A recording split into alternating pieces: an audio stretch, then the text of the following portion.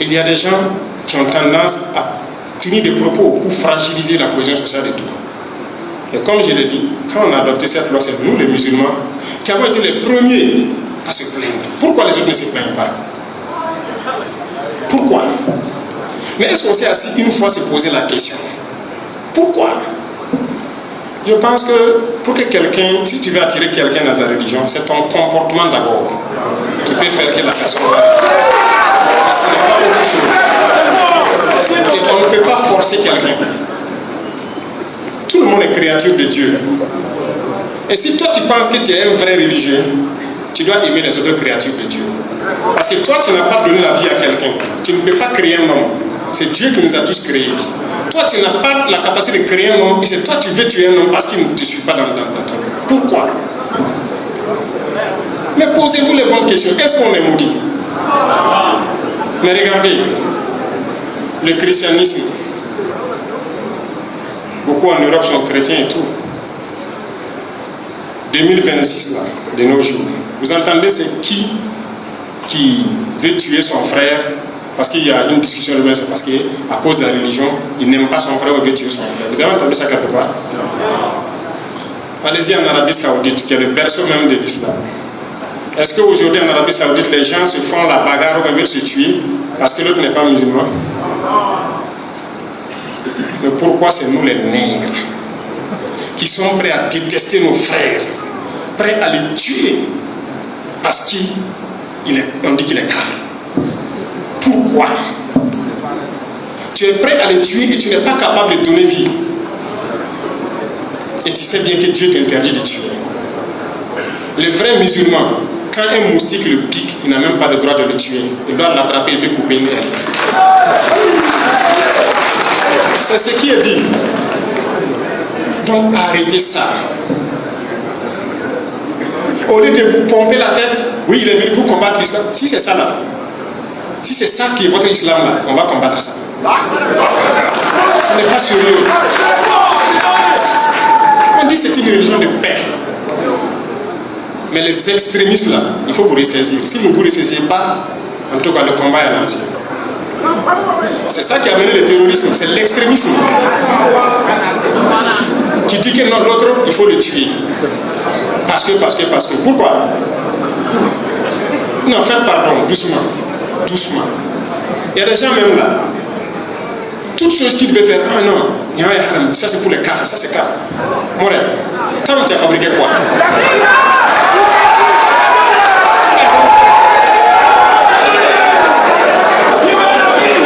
Non, je l'ai dit parce que c'est vrai.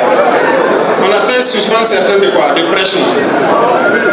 Et ça va continuer. Si les gens continuent, ça va continuer. On va les suspendre de prêche si quelqu'un sort au hasard. Et c'est là encore, je félicite tous ces imams valeureux, dignes et patriotes qui continuent de prêcher la bonne parole et éveiller les consciences. On en voit beaucoup et on les félicite, on les encourage. Mais les extrémistes, on va les combattre. Si tu penses que tu peux vivre au 7e siècle, tu pars, tu trouves une brousse, tu t'assois là-bas et tu vis. Puisque normalement tout est haram. L'eau de l'Oléana, les tuyaux et quoi là, c'est un café qui a fabriqué. Les pompes là, c'est un café qui a fabriqué. La lumière là, c'est un café qui a fabriqué. Les micros même dans lesquels tu parles, c'est un café qui a fabriqué. Mais tu ne peux pas avoir l'intelligence de comprendre ça. Et il sort, il a un gros véhicule, il roule, c'est un café qui a fabriqué. L'avion que tu montes pour aller là, c'est un café qui a fabriqué. Bon, bref, je ne vais pas aller sur le sujet, c'est pour que vous compreniez que c'est le filon par lequel l'impérialisme veut passer pour nous détruire.